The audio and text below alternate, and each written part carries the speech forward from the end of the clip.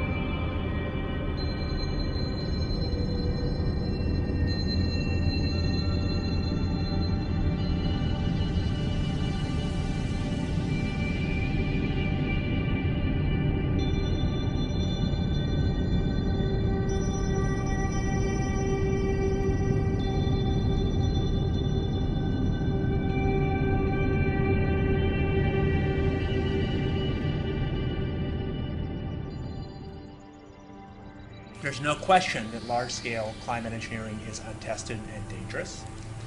Nevertheless, there might be some good reasons to think about aluminum.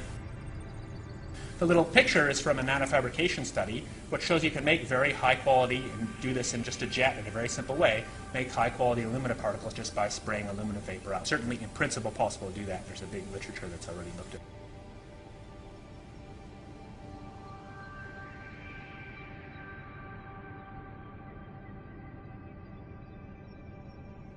There's no question that large-scale climate engineering is untested and dangerous.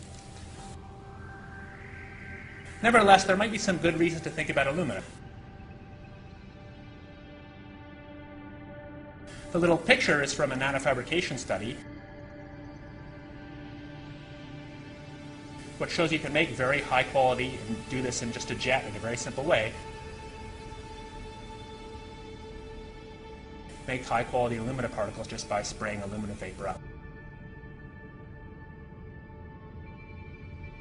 Certainly in principle possible to do that. There's a big literature that's already looked at.